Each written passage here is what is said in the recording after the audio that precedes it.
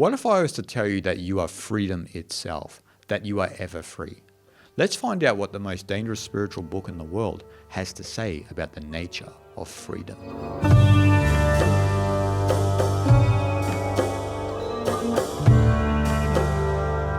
If we are to translate the title of the Avadhuta Gita into English, it means the Song of the Ever Free.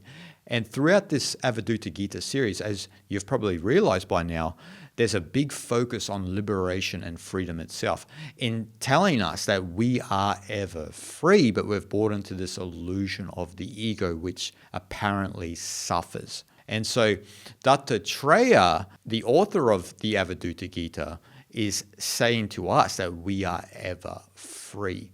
We have never been bound, and we could never yearn even for liberation because we are always ever free. And so I want to speak to you today about an important verse from the Avadhuta Gita about the nature of freedom itself. Truly, you are that unchanging reality, which is motionless, one, and freedom itself. You do not experience passion or dispassion. Why then do you torment yourself by desiring objects of lust? In the first line of this verse, Dattatreya says that you are that unchanging reality, which is motionless, one, and freedom itself. Now, what he's mentioning here is Naguna Brahman. Now, Naguna Brahman is Brahman, the ultimate reality, without qualities, which is different to Saguna Brahman, which is Brahman with qualities, which is the manifest world that we live in. So there's a Saguna Brahman realm and then the Naguna Brahman realm. The Naguna Brahman realm is pure non-dual consciousness. It's motionless, ever free. In Taoism, the identical concept with this is Uchi, which is Tao in stillness or in nothingness. And so within the Naguna Brahman realm, you are ever free. You are freedom itself because there are no boundaries. There are no qualities. And so you're beyond this concept of the jiva, of the ego persona system, of the conditioning that you've all endured, and you are completely ever free. It is pure, undifferentiated consciousness.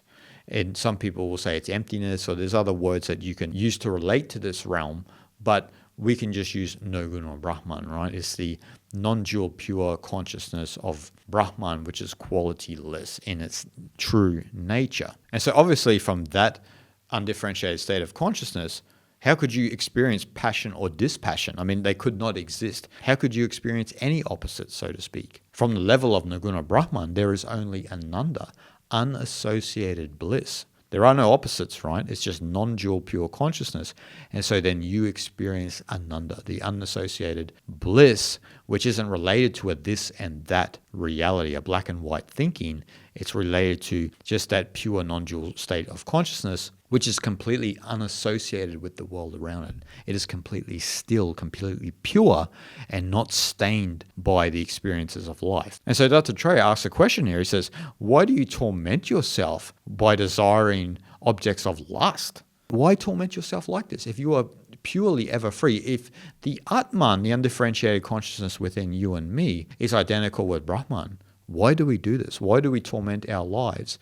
It's because of the conditioning, right? It's because we buy into the hypnosis of the jiva. And so then we think that we suffer, we think we are bound, we think we need to gain freedom, but we are freedom itself because truly we are Naguna Brahman. We are that ultimate qualityless state of the ultimate reality. And it is only the hypnosis of the jiva that makes us think any different. But because a lot of people don't know any different, some people don't have access to this type of knowledge, and then they continue to suffer life after life, but have not realized the ultimate nature of themselves. And so Dattatreya is saying to us here that the true knowers of Brahman are Brahman itself. And that is real freedom or liberation, you could say. It's got nothing to do about a type of freedom in the external world. If you are ever free within here, nothing out here can affect you, right? A knower of Brahman is Brahman, right?